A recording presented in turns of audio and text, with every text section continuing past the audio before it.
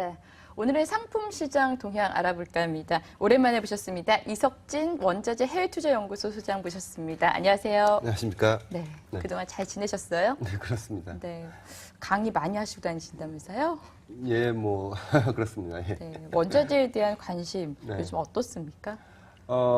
글쎄요, 뭐 아직까지는 지난 3년 동안에 좀 계속 안 좋았기 때문에 투자자들의 관심이 좀 많이 떨어져 있는 건 사실인 것 같은데요. 네. 올해부터는 지금 신흥국 쪽으로 해서 경기가 살아나고 있기 때문에 네. 이런 부분들이 원자재 시장 쪽에도 좀 훈풍이 불고 있지 않나라는 생각을 하고 있긴 한데요. 네.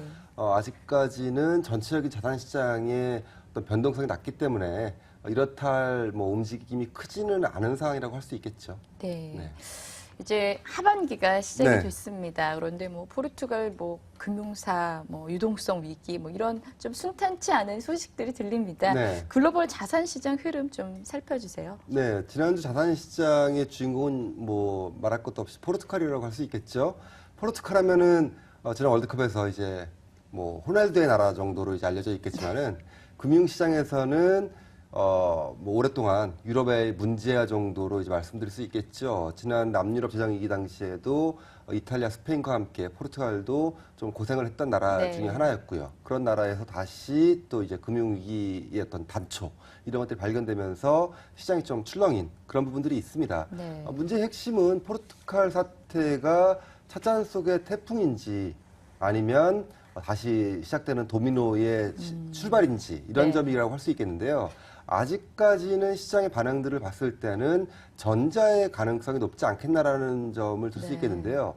그럼에도 불구하고 투자자들의 심리 자체가 어떤 문제가 생겼을 때는 일단은 좀 돈을 빼고 보자는 그런 안전자산 선언상이 발생하다 보니까 지난주에는 유럽 증시와 환율 시장이 꽤 많이 출렁거렸었죠. 지난 한 주 유럽 증시를 보면은 대략적으로 주간으로 3% 정도 하락했는데요. 이는 1년 중으로 봤을 때는 가장 많이 하락했던 한 주가 아니었나라고 볼 수가 있겠죠. 다른 한편으로는 재밌는 게 이제 미국의 반응인데요. 미국 같은 경우는 이제 글로벌 자산 시장의 키를 쥐고 있다라고 볼 수 있겠는데, 이번 사태를 통해서 다시 드러난 점은 미국 증시 같은 경우는 남의 불행은 나의 행복이 아닌가 네. 정도로 받아들이는 게 아닌가라고 보고 있습니다. 어제도 지금 다우지수 같은 경우는 상승하면서 사상 최고치 행진을 올해만 들어서만 15번째 네. 하고 있기 때문에요. 미국 경제 쪽에서 봤을 때는 어떻게 보면 이제 핵심은 그 외부 요인에 의해서 미국 증시가 조정을 받을 리는 없겠다 정도로 볼 수가 있겠죠. 내부 네. 요인이 아무래도 제일 중요하다고 볼 수가 있겠고요. 네. 뭐 상반기부터 지금까지 성적표를 한번 살펴보면은 이렇게 정리할 수가 있을 것 같습니다.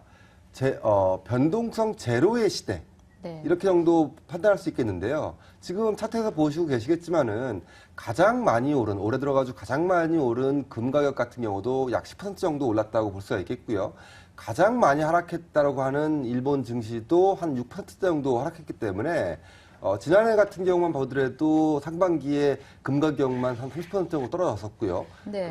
반대로 일본 증시 같은 경우는 작년에 또 한 30% 정도 올랐기 때문에 이런 것과 비교해 보면은 올해는 진짜로 그 위와 아래가 막혀 있는 그런 시장이 아닌가 정도로 판단할 수 있겠죠. 네. 한국 같은 경우는 어제 오늘 상승하면서 다시 이제 연초 대비 플러스로 돌긴 했지만은 여전히 좁은 박스권 범위라는 거는 뭐 변함이 없다라고 볼 수가 있겠죠. 네. 네.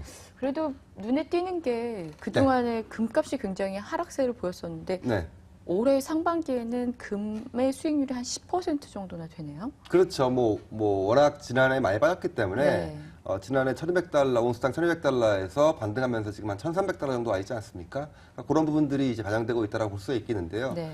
그럼에도 불구하고 뭐 상승 자체가 아주 폭발적이다라고 볼 수는 없겠죠. 그만큼 지금 변동성 자체가 매우 낮아져 있는 시장이 아닌가라고 볼 수가 네. 있겠습니다. 이렇게 변동성이 낮아져 있는 시장에서는 어떻게 투자를 하는 게 좋아요? 변동성이 낮은 시장에서는 어떻게 투자한다기보다는 이제 향후에 네. 변동성 확대를 예상해 볼 수는 네. 있겠습니다. 그렇게 봤을 때는 국내 증시보다는 이제 해외 증시에 좀 눈을 돌릴 필요가 있겠는데요. 미국 같은 경우만 보더라도 종목 안에 그 변동성에 투자하는 변동성 그 종목이 따로 있습니다. ETF 시장 자체에. 네, 네. 그렇기 때문에 향후에 만약에 변동성이 확대된다라고 만약에 판단하는 투자라고 한다면은 네. 이 변동성 종목에 투자하는 방법도 둘 수가 있겠죠. 하지만 반대로 이제 앞으로도 계속해서 좀 안정적인 상황들, 네. 평화로운 시장이 이어질 거라고 본다고 한다면은 아무래도 위험자산 선호 현상이 더 강화될 수밖에 없겠고요. 그렇게 봤을 때는 주식시장이라든지 원자재 시장 쪽이 좀 더 유리한 국면이 펼쳐질 가능성이 높다고 볼 수가 있겠죠. 네. 물론 뭐 몇 년 전에 글로벌 위기 때처럼 네. 이렇게 또다시 뭐 금융시장이 소용돌이에 휘몰릴 가능성은 별로 없어 보이지만 네. 그래도 만약 뭐 다시 그런 일이 생긴다면은 어떤 식으로 투자를 하면은 네. 좀 수익을 올릴 수 있을까요? 그러니까 지금 보시는 이제 포르투갈 같은 경우가 이제 만약에 확산됐을 때, 사태가 확산됐을 때 변동성이 커지면서 유럽 증시가 더 망가지는 이런 정도의 시나리오는 얼마든지 이제 상정할 수 있겠죠. 이런 상황이라고 한다면은 뭐 좀 투자할 수 있는 전략들을 세워볼 필요가 있을 것 같습니다. 우선 이런 상황들이 이제 과거에도 있었지 않습니까? 지난 남유럽 재정위기 때도 있었기 때문에 그 당시에도 살펴보면은 유럽에서 미국으로의 자금 이동이 활발하게 이루어졌었죠. 그리고 유로화가 약세를 보였었고요. 이런 부분들을 고려해 본다면은 최근에도 유럽 증시가 1% 이상의 변동성을 또 다시 나타나고 있기 네. 때문에 향후에 만약에 유럽 증시, 유로 환율 자체의 약세가 예상된다라고 한다면은 거기에 따른 전략을 한번 세워볼 필요가 있을 것 같습니다. 어떤 방식으로든 간에 투자자들은 그냥 유럽 쪽이 안 좋아지면은 유럽에서 손 빼야지 이렇게 생각하실 부분들이 있는데요. 향후에 좀 더 스마트하게 봤을 때는 떨어지는 거에서도 수익을 낼 수 있는 방법들이 있겠구나라고 좀 고민해 볼 필요가 있을 것 같습니다. 네. 이런 쪽으로 봤을 때 방법들을 봤을 때는 역시 유럽 증시 약세에 베팅하는 종목들이 존재한다는 겁니다. 네. 미국 ETF 시장에 보면은 가령 이제 종목명, 코드명으로는 EPV라고 하는 종목이 있는데요. 이것은 MSCI 유럽 지수가 하락하면은 하락률의 2배만큼 수익을 거두는 종목입니다. 네. 따라서 유럽 증시가 향후에 이런 포르투갈 리스크가 확대되면서 약세를 보일 가능성이 높다라고 판단된다면은 이런 종목들을 이용해서 좀 수익을 확대시킬 수 있는 방법들이 있겠고요. 또 하나는 좀 전에 말씀드렸듯이 유로화의 환율 약세에 베팅하는 방법인데요. 이 역시 같은 방식으로 미국 ETF 시장에 상장되어 있는 종목들이 있습니다. 종목명으로는 이제 코드명이 EU5라든지 DRR이라는 이런 종목들이 있는데요. 이 종목들 역시 유로화가 약세를 보이는 만큼의 2배를 그 수익을 취할 수 있는 그런 종목들이기 때문에 이런 종목들을 이용해서 좀 더 적극적이고 스마트한 투자 전략을 통해서 유럽 증시, 유럽 환율의 그 약세에 베팅하는 방법들이 있다는 점을 아시는 것만으로도 향후에 이제 투자 전략을 세우는 데 있어가지고 뭐랄까요 인사이트를 더 넓힐 수 있는 네. 그런 방법이라고 할 수가 있겠습니다. 네. 근데 여기서 참 중요한 것이 유럽 시장 향후 전망일 텐데 네.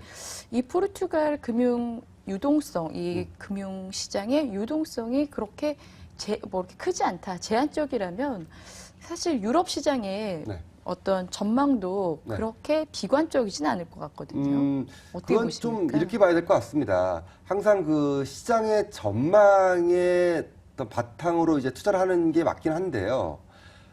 지금 뭐 수많은 종목들이 거래되고 있지 않습니까? 삼성전자, 현대차가 막 하루에도 수십만 주, 수백만 주 거래가 네. 되고 있는데 그 얘기는 어떤 투자자는 그 종목을 좋게 바라보는 투자가 있는 반면에 어떤 투자자는 반대로 안 좋게 바라본다는 네. 거지 않겠습니까? 근데 국내 종목이라고 한다면은 삼성전자가 향후의 전망이 안 좋다고 하더라도 팔 수 있는 방법은 없겠죠.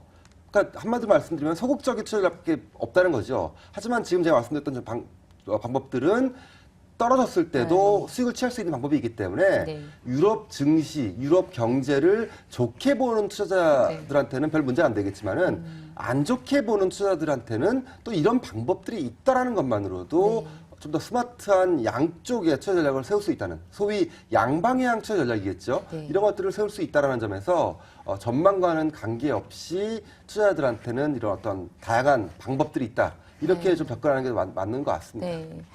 이제 미국으로 좀 넘어가 볼게요. 미국 증시 랠리에 대한 우려, 좀 거품이다, 과열됐다 이런 얘기들이 좀 나오고 있는데 어떤 근거로 이런 우려들이 나오고 있는 겁니까? 이런 우려가 조금 전에 말씀드렸듯이 외부 요인 때문이 아닌 것만은 확실한 것 같습니다. 지금도 포르투갈 리스크에도 뭐 아랑곳 없이 미국 증시는 올라오고 있지 않습니까? 그 얘기는 이런 어떤 중국 리스크라든지 유럽 리스크라든지 이런 것들이 미국 증시의 어떤 조정의 빌미를 주지는 않을 것이다라는 점이죠.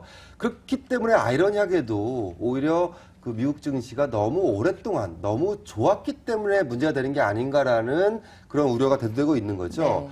실제로 보면은 지금 2009년부터 6년간 지금 상승장이 이어지고 있고요. 변동성만 보더라도 1% 이하의 상승률과 하락률이 계속 반복되고 있다는 얘기는 그만큼 변동성이 낮다는 거고, 그거는 상승장의 하나의 증거라고 할 수가 있겠습니다. 네. 이런 점들이 계속 이어지면서 PER도 지금 18배 정도까지 S&P 500이 올라오고 있죠. 그만큼 지금은 아직까지도 상승장의 한가운데 있다라고 볼 수가 있겠습니다. 네. 하지만 이제 문제는 향후에 이제 안 좋아질 수 있다라는 우려들이 커지고 있는 건데요. 이건 우리가 좀 하나의 힌트를 보고 좀 말씀드릴 필요가 있을 것 같습니다. 바로 경기 선행지수를 가지고 한번 좀 힌트를 가져볼 수가 있겠는데요. 네. 저는 이것을 1% 룰이라고 봅니다. 즉 경기 선행지수가 전년 대비 1% 아래로 내려오게 되면은 이거는 경기가 이제 둔화될 수 있다라고 볼 수 있는 건데요. 지금까지는 아직까지는 이제 1% 상단에 지금 올라와 있죠. 지금 보시면은 오른쪽에 이제 파란 선이 이제 1% 위에 있는 걸 볼 수가 있는데요.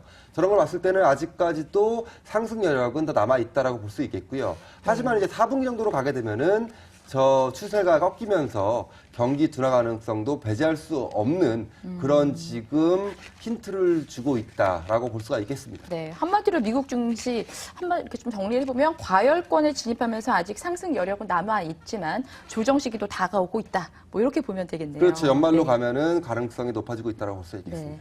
안전 자산 선호 현상 때문인지 몰라도 이제 금값이 다시 올라가는 분위기입니다. 어떻게 봐야 될까요? 글쎄요, 뭐 금 같은 경우는 지금 글로벌 리스크들 중동이라든지 그다음에 이제 연초에 뭐 러시아 그리고 지금의 어떤 포르투갈 이런 쪽에 글로벌 리스크들이 터지면서 아주자 선호 현상이 커지는 건 사실이죠. 근데 저는 좀 더 다른 측면을 보고 있습니다. 바로 이제 미국 경제와 증시의 강세를 통해서 이 금값의 어떤 추세를 볼 필요가 있겠는데요. 지난해 미국 경제가 상당히 좋고 증시도 올라가면서 금값이 30% 정도 하락하지 않았습니까? 그 얘기는 지금도 만약에 미국 경제가 탄탄하고 달러에 대한 어떤 우려가 전혀 없다면은 네. 지금 금값은 더 떨어져야 되는 거겠죠. 네. 근데 지금은 금값이 온스당 1,200달러를 바닥을 찍고 1,300달러까지 올라오고 있지 않습니까? 이 얘기는 그만큼 향후의 어떤 미국 그 경제 정책에 대한 불신, 그다음에 달러 강세에 대한 불신 이런 것들이 조금씩 더 살아나고 있는 게 아닌가라고 볼 수가 있는 거죠. 네. 그렇게 봤을 때는 하반기로 갈수록 금값은 위냐 아래냐를 놓고 봤을 때는 좀 더 위로 갈 수 있는 여력이 커지고 있는 시점이 아닌가라고 네. 볼 수가 있는 거죠. 테이퍼링 쪽도 저는 이제 앞으로는 금한테는 좀 더 호재로 작용되지 않을까라고 보고 있습니다. 네. 향후 금값이 안정적인 좀 상승세를 보일 수 있겠네요. 네, 지금 네. 뭐 1,300달러이지만은 향후에는 이제 1,350, 1,400달러 정도까지는 올라갈 가능성이 높다라고 보고 있습니다. 네, 알겠습니다. 오늘 도움 말씀 고맙습니다. 네, 고맙습니다. 네, 오늘 기금원장 금시장 전망에 대해서 알아봤습니다. 내일은 기자들이 전하는 업계의 은밀한 이야기 오프 더 레코드 시간 준비되어 있으니까 많은 시청 부탁드립니다. 저는 내일 다시 뵙겠습니다. 고맙습니다.